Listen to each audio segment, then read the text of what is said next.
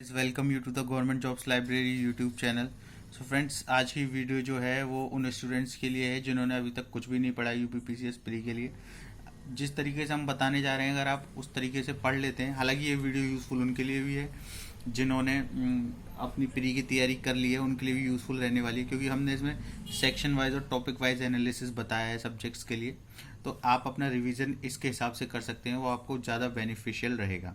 ठीक है ना फ्रेंड्स, जैसे कि आप सब जानते हैं यूपीपीसीएस प्री का जो 13 जून को एग्ज़ाम होने वाला था वो पोस्टपोन्ड हो चुका है कोविड की वजह से, और अभी तक कोई आगे की एग्ज़ाम डेट नहीं आई। तो आप कम से कम मान कर चलें 2.5-3 महीने आपका एग्ज़ाम आगे खिसक चुका है। तो जिन लोगों की प्रिपरेशन पहले से थी तो उनके लिए तो मैंने आपको पिछली वीडियो में बताया था कि आप अपने टाइम स्लॉट को 3 टाइम स्लॉट में डिवाइड करें, जिसमें एक में आपको प्रैक्टिस सेट लगाने हैं, क्योंकि बच्चे जब एग्ज़ाम देने बैठते हैं तो वहाँ पे स्ट्रेस मैनेजमेंट नहीं कर पाते। आपने देखा होगा बहुत से लोग बोलते हैं कि एग्ज़ाम में कुछ आए हुए सवाल गलत हो गए। वो इसलिए होता है क्योंकि वो स्ट्रेस को मैनेज करना नहीं जानते हैं। तो आप अपना स्ट्रेस जब भी मैनेज कर सकते हैं जब आप वहाँ पर अपनी प्रैक्टिस करते हैं एग्ज़ाम की। ठीक है ना।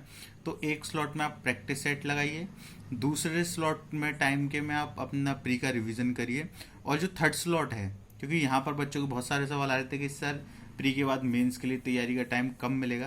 देखिए, कम तो टाइम मिलेगा पर ऑन एन एवरेज जितना ही मिलेगा थोड़ा सा कम हो जाएगा। तो आप जो थर्ड स्लॉट बनाएंगे उसमें आप मेंस की तैयारी है उसे कंटिन्यू कीजिए। ठीक है ना। अब बात करते हैं उन स्टूडेंट्स के लिए जिन्होंने अभी तक कुछ नहीं पढ़ा है। तो फ्रेंड्स, आप लेकर चलिए 2.5 से 3 महीने है अभी आपके पास। तो अगर आपने कुछ नहीं पढ़ा है तो आप इस स्ट्रेटेजी को फॉलो किए, क्योंकि वहां पर आपके पास 4 ऑप्शन है।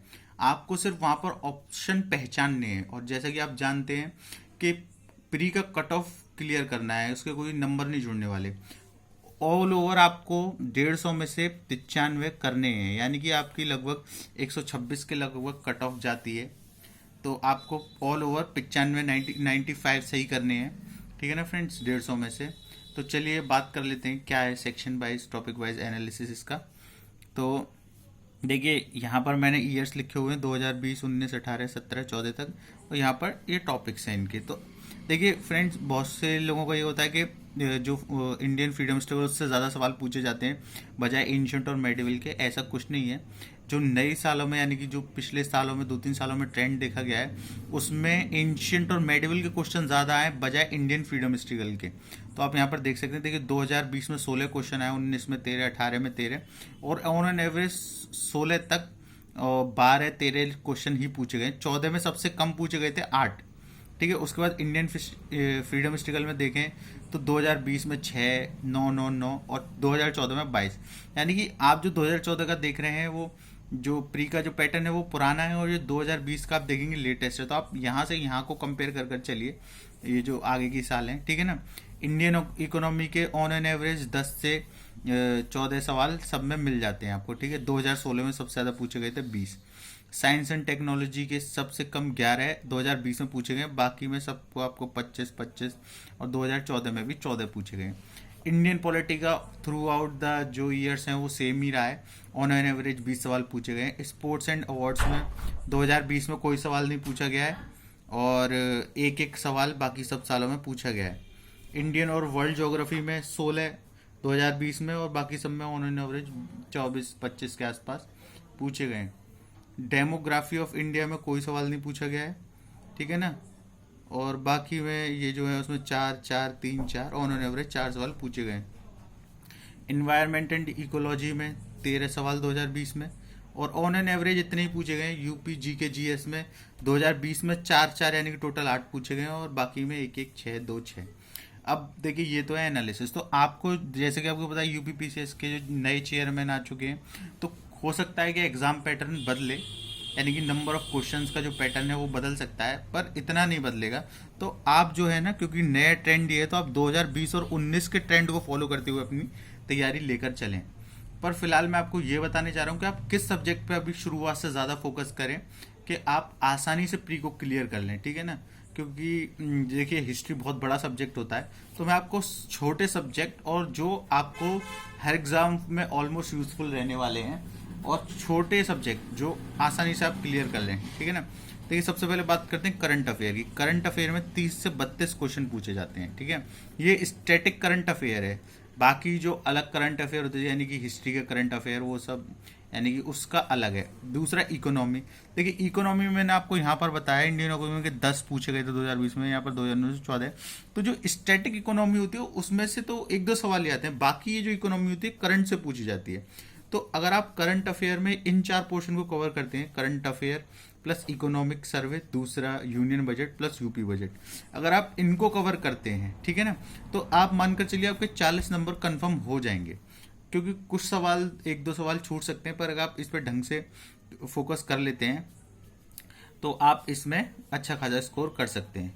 दूसरी बात करते हैं मिसलेनियस। देखिए मिसलेनियस के भी अच्छे खासे क्वेश्चंस देखे जाते हैं पीसीएस प्री के एग्जाम में। ये जो होता है इसमें जो मिसलेनियस का डाटा होता है, जैसे कि इंडेक्स में क्या है, एग्रीकल्चर इंडेक्स क्या है, तो ये सब मिसलेनियस में आ जाते हैं, ठीक है ना फ्रेंड्स। कौन सा टाइगर रिजर्व यूएनओ ने अभी लिया है, तो ये सब जो है यहाँ पर आपको मिसलेनियस में कवर कर लेने हैं। दूसरा टॉपिक आपका ये है, देखिए फर्स्ट टॉपिक ये है, सेकंड टॉपिक आपका ये है। करंट अफेयर में भी आपको लास्ट के 12 महीने का करंट अफेयर प्रिपेयर करना है, और अगर आप 12 का नहीं कर सकते तो लेटेस्ट 9 मंथ्स का तो अप्रेक्स करके चलें, क्योंकि 90% क्वेश्चन यहीं से आते हैं, ठीक है ना। तो आप 2 टॉपिक तो आपके ये हो गए, ठीक है। फिर जो होता है उसके बाद आप देखिए साइंस को ले सकते हैं, तीसरे नंबर पर साइंस एंड टेक्नोलॉजी, ठीक है। मैं आपको बता रहा हूं जिससे कि आप शॉर्ट में पढ़ें और ज़्यादा कवर कर सकें और आसानी से प्री क्लियर करें। क्योंकि आप एक चीज़ यहाँ पर ध्यान रखिएगा, आपको यहाँ पर हाईएस्ट मार्क्स स्कोर नहीं करने हैं, आपको क्लियर करना है।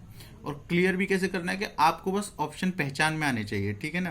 क्योंकि जिन लोगों ने तैयारी की है वो तो अच्छे से जानते हैं, पर आप तैयारी करने बैठ रहे हैं तो ये आपके लिए एक बेस्ट वे है, ठीक है। उसके बाद जो है चौथे नंबर पर पॉलिटी रखिए, क्योंकि पॉलिटी बहुत शॉर्ट होती है और आसान होती है, ठीक है ना। तो आप चौथे नंबर पर पॉलिटी रखें, क्योंकि पॉलिटी के सीधे सीधे क्वेश्चन उठकर आते हैं, और आप देख सकते हैं ऑन एन एवरेज पॉलिटी के सब में 20-20 इतने ही सवाल पूछे गए, ठीक है। उसके बाद जो है आप इन्वायरमेंट और इकोलॉजी, ठीक है, इन्वायरमेंट एंड इकोलॉजी, ठीक है, इसको रखें अपने 5th प्रेफरेंस पे। इन्वायरमेंट एंड इकोलॉजी का भी टॉपिक आसान रहता है, यहाँ पर आप देख सकते हैं 13-14 ऑन एन एवरेज इतने ही सवाल पूछे गए। फिर आप ज्योग्राफी रख लें, ठीक है, और सबसे लास्ट में आप हिस्ट्री को रखें, क्योंकि हिस्ट्री काफ़ी वास्ट टॉपिक है, ठीक है, और इतना कवर करना थोड़ा सा डिफिकल्ट भी पड़ता है। तो आप इस तरीके से अपनी प्रेफरेंस बनाएं। सबसे पहले करंट अफेयर, ठीक है ना फ्रेंड्स, उसके बाद miscellaneous, third science, fourth polity और फिफ्थ इन्वायरमेंट एंड इकोलॉजी। अगर आप इतना भी कवर कर लेते हैं, अगर आप हिस्ट्री को मान के चलिए थोड़ा सा नेग्लेक्ट भी कर देते हैं, क्योंकि आप लेके चलिए 150 में से ओवरऑल आपको 95 सही करने हैं, नेगेटिव को भी हटा के, मतलब नेगेटिव भी कर देते हैं आप तो भी आपको 95 ओवरऑल सही करने हैं। तो आप इस स्ट्रेटजी को फॉलो करें जिन्होंने कोई भी तैयारी नहीं करी है, ठीक है ना फ्रेंड्स। तो ये आपके लिए बहुत ही हेल्पफुल रहने वाली है। अगर आपको हमारी वीडियो और दी गई इन्फॉर्मेशन पसंद आई हो तो हमारे चैनल को सब्सक्राइब करें, घंटे को बेल आइकन को दबाएं, साथ ही साथ सभी गवर्नमेंट अपडेट्स के लिए हमारे चैनल को सब्सक्राइब करें और टेलीग्राम ग्रुप से ज्वाइन करें। और अगर आपको इसका पेज का फ़ोटो चाहिए तो आप हमारे टेलीग्राम ग्रुप से जुड़ सकते हैं, वहाँ पर हम इसका फ़ोटो डाल देंगे, वहाँ सर आप डाउनलोड कर लें, ठीक है ना फ्रेंड्स। ये एक एनालिसिस है प्रीवियस ईयर के क्वेश्चंस का, ये आपको काफ़ी हेल्पफुल रहने वाला है, ठीक है ना। तो आप हमारे चैनल से लगातार जुड़े रहें, साथ ही साथ वीडियो को ज़्यादा से ज़्यादा शेयर करें ताकि हमारी भी हेल्प हो जाए और आपकी भी हेल्प होती रहे। Thank you friends.